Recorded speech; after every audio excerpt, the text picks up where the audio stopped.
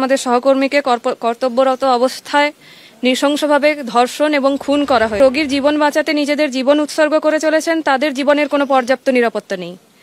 আমরা অবিলম্বে সারা ভারত জুড়ে সমস্ত মেডিকেল কলেজ এবং হাসপাতালের কাছে আবেদন জানাচ্ছি এই মর্মান্তিক ঘটনার জন্য আমাদের পাশে দাঁড়াতে। এত বড় হাসপাতাল, এতজন মহিলা চিকিৎসক এখানে নাইট ডিউটি করেন, কিন্তু কোথাও সেপারেট মহিলাদের জন্য অনকল রুম, তাদের উপযুক্ত নিরাপত্তার ব্যবস্থা নেই। তাহলে এই ঘটনার সম্পূর্ণ দায় কর্তৃপক্ষকে নিতে হবে। আমরা অবিলম্বে সমস্ত ঘটনার বিচার বিভাগীয় তদন্ত দাবি করছি, দোষীদের সম্পূর্ণ দৃষ্টান্তমূলক শাস্তির দাবি করছি। আমাদের একটাই দাবি যে নিরপেক্ষ তদন্ত হোক, ওপর মহল থেকে যেন কোনো চাপ না দেওয়া হয়। কিছু তো চাপ আসছিল, যেটা দেখে বোঝা যাচ্ছিলাম, মানে বুঝতে পারছিলাম আমরা। খুনের ঘটনাটাকে ধামাচাপা দিয়ে তারা এই ঘটনাটাকে একটি সুইসাইড ঘটনা বলে সমস্তভাবে এটাকেই প্রতিষ্ঠিত করার চেষ্টা করছে। এটা তো হচ্ছে নজিরবিহীন ঘটনা, ভয়ঙ্কর ঘটনা, গা শিউরে ওঠার মতো ঘটনা। আমাদের পশ্চিমবঙ্গের বুকে এরকম ঘটনা মানে সাম্প্রতিক অতীত কেন, অতীতকালে কোথাও কোনোদিন ঘটেছে বলে আমাদের জানা নেই।